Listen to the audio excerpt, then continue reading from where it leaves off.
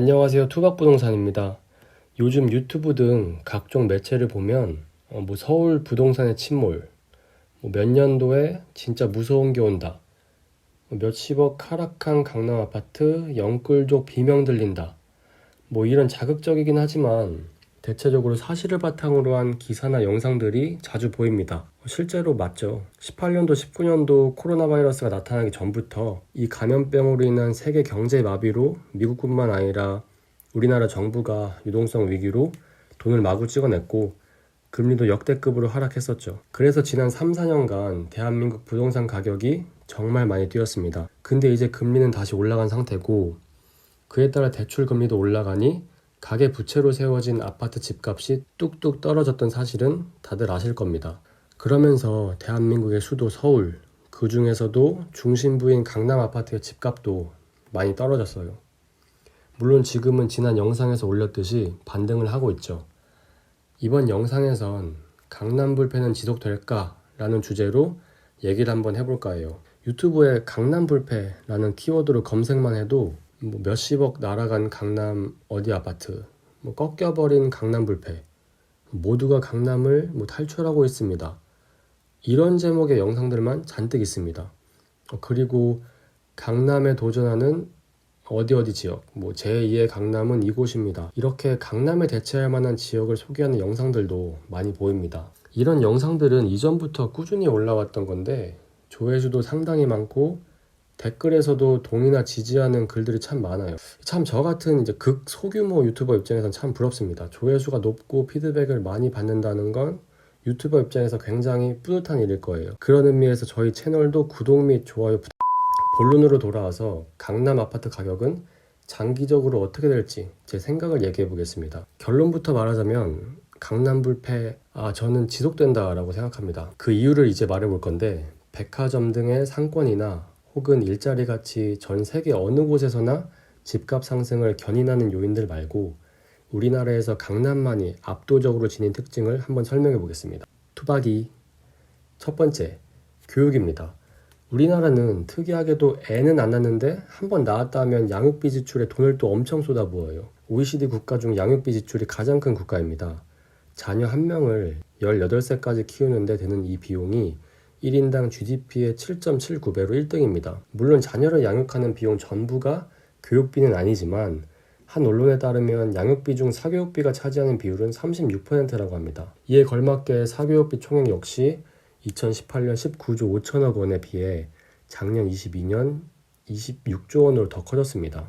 아무리 인터넷 강의가 발달했다고 하지만 사교육비가 몰리는 지역은 전통적으로 정해져 있어요. 대치동, 목동, 중계동은 대한민국 3대 학원가라고 알려져 있는데요. 특히 학원가 1번지인 대치동의 집값은 강남구 내에서도 상당히 높은 편입니다. 서울시 교육청 자료에 따르면 대치동 소재 학원 및 교습소가 1609개에 달합니다. 이 학원의 대부분이 한티역 사거리, 음마 사거리, 그리고 대치역 사거리에 몰려있는데 이곳 주변 평당가를 보아도 7천만 원에서 1억을 찍고 있어요. 참고로 해당 사진은 평당 가격들을 색깔로 구분한 것인데 가장 비싼 아파트가 8만 원 표시라고 보면 됩니다. 강남 재건축하면 늘 언급되는 한보 음마 아파트 역시 마찬가지입니다. 1979년 준공되어 30년 차가 넘었고 무려 4,000세대를 품고 있는 이 노후화된 대단지 아파트도 올해 8월 전용 8사 매물이 26억 8천만 원에 거래됐어요. 심지어 이 매물은 10동입니다. 4,000세대가 얼마나 큰 거냐면 같은 아파트더라도 22동은 대치역까지 도보 5분인데 10동 매물은 그 2배인 11분입니다.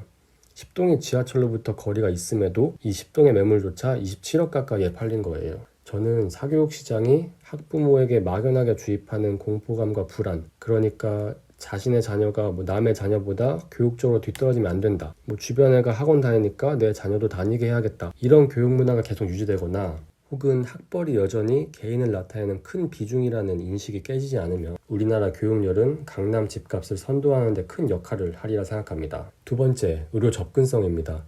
지난 영상에서 우리나라의 고령화 문제를 잠깐 언급했었는데 일반적으로 나이가 들수록 병원을 가야 할 일이 많습니다. 요즘엔 또 다들 너무 잘 먹어서 기본적으로 당뇨, 고혈압, 비만 등 대사증후군으로 참 많이 고생해요. 또한 폐암, 간암, 대장암 등 암 질환뿐 아니라 심장, 뇌혈관 질환 등을 가진 사람도 참 많은데요.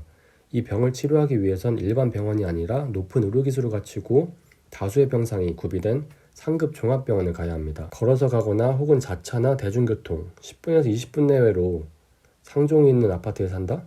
거기 안 살고 싶은 사람이 누가 있겠습니까? 수요는 있는데 유효 수요가 안 되니까 문제죠. 우리나라 의료 수준이 어느 정도냐면 2022년 미국 글로벌 조사기관이 선정한 세계 최고 병원 250곳 안에 우리나라 소재 병원이 총 18개가 있어요. 특히 송파구 풍납동에 위치한 서울 아산병원은 대한민국 1위이고 세계에서도 29위를 기록했습니다. 또한 삼성서울병원, 서울성목병원, 강남 세브란스병원 등 강남 소재 병원이 상위권 순위에 있습니다. 국민건강보험공단에 따르면 서울 지역 5개 주요 상급 종합병원을 방문하는 비수도권 진료 인원이 78만 769명에 달한다고 해요.